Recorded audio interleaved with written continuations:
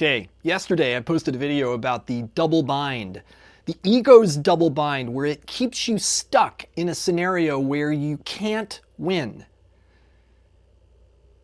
You're damned if you do, and you're damned if you don't. Now, I didn't talk yesterday about how do you get out of this double bind. The first thing I'm going to tell you, you might kind of shake your head at, because it's not the place most people want to start. Most people want to know what to do. And the problem is they haven't seen the problem. They haven't really seen the problem for what it is. I mean, they get the idea of it intellectually. You hear my words and you're like, oh yeah, I've been in that situation before. But they're not in the habit of catching themselves. And the first step in change is to wake up to the problem. And it's the step everybody skips. Give me the 5 steps, the 5 things to do. So the first thing I would tell you to do is to start to notice the double bind in action.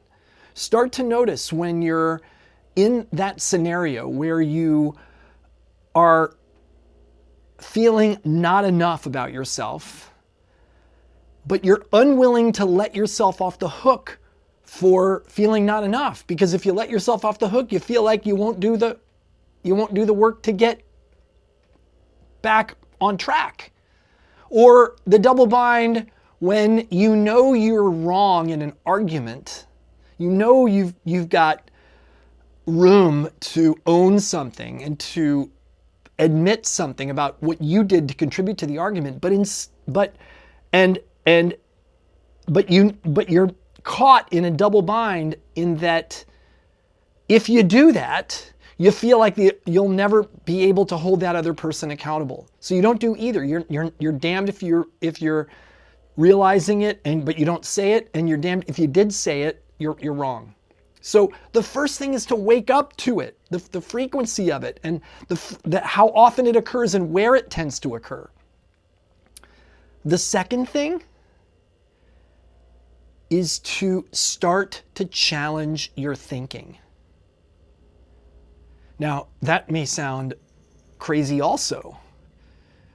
What do you mean, challenge my thinking? Well, what if your thinking isn't correct? What if it's not accurate? What if it's leading you astray based on feelings and judgments and history and your past? What if it's not helping you create the life you actually want for yourself? Question your thoughts. Question your thinking.